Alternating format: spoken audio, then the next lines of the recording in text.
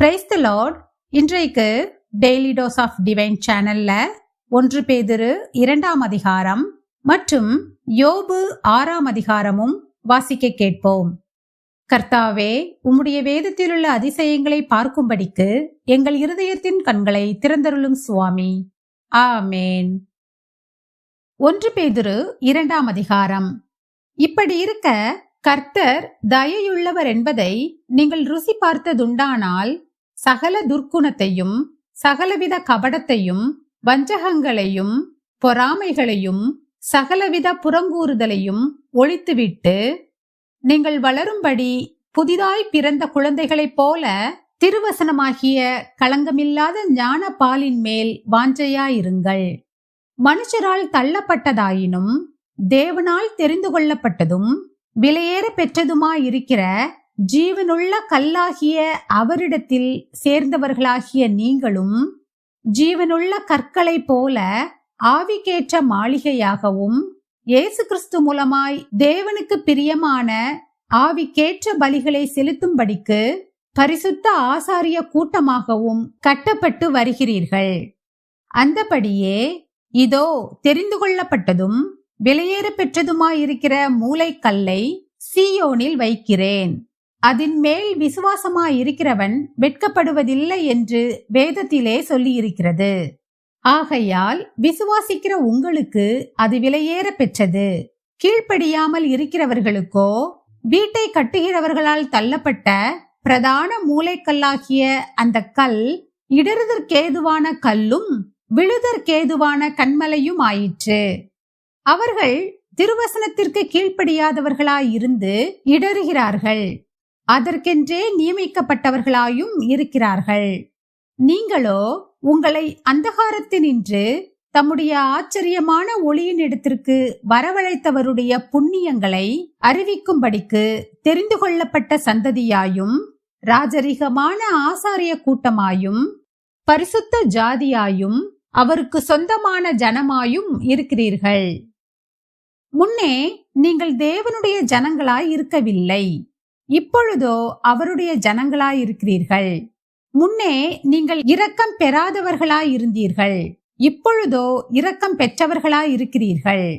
பிரியமானவர்களே, அந்நியர்களும் பரதேசிகளுமாயிருக்கிற நீங்கள் ஆத்துமாவுக்கு விரோதமாய் போர் செய்கிற மாம்ச இச்சைகளை விட்டு விலகி, புறஜாதிகள் உங்களை அக்கிரமக்காரர் என்று விரோதமாய் பேசும் விஷயத்தில் அவர்கள் உங்கள் நற்கிரியைகளை கண்டு அவற்றின் நிமித்தம் சந்திப்பின் நாளிலே தேவனை மகிமைப்படுத்தும்படி நீங்கள் அவர்களுக்குள்ளே நல் நடக்கையுள்ளவர்களாய் நடந்து கொள்ளுங்கள் என்று உங்களுக்கு புத்தி சொல்லுகிறேன். நீங்கள் மனுஷருடைய கட்டளைகள் யாவற்றிற்கும் கர்த்தர் நிமித்தம் கீழ்ப்படியுங்கள். மேலான அதிகாரமுள்ள ராஜாவுக்கானாலும் சரி, தீமை செய்கிறவர்களுக்கு ஆக்கினையும் நன்மை செய்கிறவர்களுக்கு புகழ்ச்சியும் உண்டாகும்படி அவனால் அனுப்பப்பட்ட அதிகாரிகளுக்கானாலும் சரி கீழ்ப்படியுங்கள். நீங்கள் நன்மை செய்கிறதினாலே புத்தியீன மனுஷருடைய அறியாமையை அடக்குவது தேவனுடைய சித்தமாயிருக்கிறது. சுயாதீனமுள்ளவர்களாயிருந்தும் உங்கள் சுயாதீனத்தை துர்க்குணத்திற்கு மூடலாக கொண்டிராமல் தேவனுக்கு அடிமைகளாயிருங்கள். எல்லாரையும் கனம் பண்ணுங்கள், சகோதரரிடத்தில் அன்பு கூறுங்கள், தேவனுக்கு பயந்திருங்கள், ராஜாவை கனம் பண்ணுங்கள். வேலைக்காரரே, அதிக பயத்துடனே உங்கள் எஜமான்களுக்கு கீழ்ப்படிந்திருங்கள். நல்லவர்களுக்கும் சாந்த குணமுள்ளவர்களுக்கும் மாத்திரம் அல்ல, முரட்டு குணமுள்ளவர்களுக்கும் கீழ்ப்படிந்திருங்கள். ஏனெனில் தேவன் மேல் பற்றுதலாயிருக்கிற மனசாட்சி நிமித்தம் ஒருவன் அநியாயமாய் பாடுபட்டு உபத்திரவங்களை பொறுமையாய் சகித்தால் அதுவே பிரீதியாயிருக்கும். நீங்கள் குற்றஞ்செய்து அடிக்கப்படும் போது பொறுமையோடே சகித்தால் அதனால் என்ன கீர்த்தியுண்டு? நீங்கள் நன்மை செய்து பாடுபடும் போது பொறுமையோடே சகித்தால் அதுவே தேவனுக்கு முன்பாக பிரீதியாயிருக்கும். இதற்காக நீங்கள் அழைக்கப்பட்டும் இருக்கிறீர்கள். ஏனெனில் கிறிஸ்துவும் உங்களுக்காக பாடுபட்டு நீங்கள் தம்முடைய அடிச்சுவடுகளை தொடர்ந்து வரும்படி உங்களுக்கு மாதிரியை பின்வைத்து போனார். அவர் பாவம் செய்யவில்லை, அவருடைய வாயிலே வஞ்சனை காணப்படவும் இல்லை. அவர் வையப்படும்போது பதில் வையாமலும் பாடுபடும்போது பயமுறுத்தாமலும் நியாயமாய் தீர்ப்பு செய்கிறவருக்கு தம்மை ஒப்புவித்தார். நாம் பாவங்களுக்கு செத்து நீதிக்கு பிழைத்திருக்கும்படிக்கு அவர் தாமே தமது சரீரத்திலே நம்முடைய பாவங்களை சிலுவையின் மேல் சுமந்தார். அவருடைய தழும்புகளால் குணமானீர்கள். சிதறுண்ட ஆடுகளைப் போல் இருந்தீர்கள். இப்பொழுதோ உங்கள் ஆத்துமாக்களுக்கு மேய்ப்பரும் கண்காணியுமானவரிடத்தில் திருப்பப்பட்டிருக்கிறீர்கள். யோபு 6ஆம் அதிகாரம்.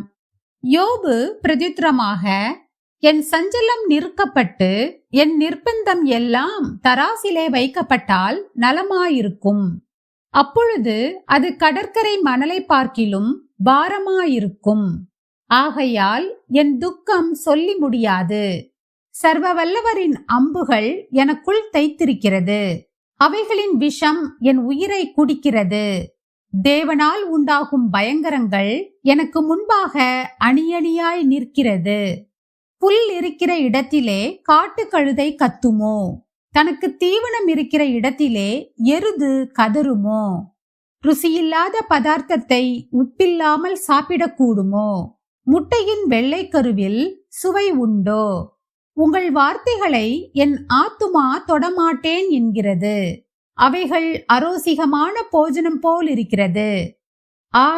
என் மன்றாட்டு எனக்கு அருளப்பட்டு நான் வாஞ்சிப்பதை தேவன் எனக்கு தந்து, தேவன் என்னை நொறுக்க சித்தமாய் தம்முடைய கையை நீட்டி என்னை துண்டித்து போட்டால் நலமாயிருக்கும்.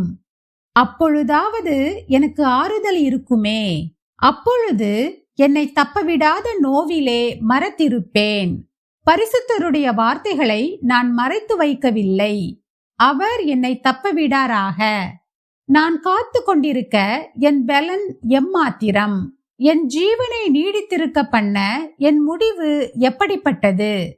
என் பலன் கற்களின் பலனோ? என் மாம்சம் வெண்கலமோ? எனக்கு உதவியானது ஒன்றும் இல்லை அல்லவோ? சகாயம் என்னை விட்டு நீங்கிற்றே. உபாதிக்கப்படுகிறவனுக்கு அவனுடைய சிநேகிதனால் தயை கிடைக்க வேண்டும். அவனோ சர்வ வல்லவருக்கு பயப்படாதே போகிறான். என் சகோதரர் காட்டாறு போல மோசம் பண்ணுகிறார்கள். ஆறுகளின் வெள்ளத்தைப் போல கடந்து போகிறார்கள். அவைகள் குளிர்கால பனிக்கட்டியினாலும் அதில் விழுந்திருக்கிற உறைந்த மழையினாலும் கலங்கலாகி உஷ்ணம் கண்டவுடனே உருகி வற்றி அனல் பட்டவுடனே தங்கள் ஸ்தலத்தில் உருவழிந்து போகின்றன. அவைகளுடைய வழிகளின் போக்குகள் இங்கும் அங்கும் பிரியும். அவைகள் விருதாவிலே பரவி ஒன்றும் இல்லாமற் போகும். தேமாவின் பயணக்காரர் தேடி சேபாவின் பயண கூட்டங்கள் அவைகள் மேல் நம்பிக்கை வைத்து தாங்கள் இப்படி நம்பினதினாலே வெட்கப்படுகிறார்கள்.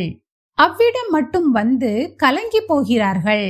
அப்படியே நீங்களும் இப்பொழுது ஒன்றுக்கும் உதவாமற் போனீர்கள். என் ஆபத்தை கண்டு பயப்படுகிறீர்கள்.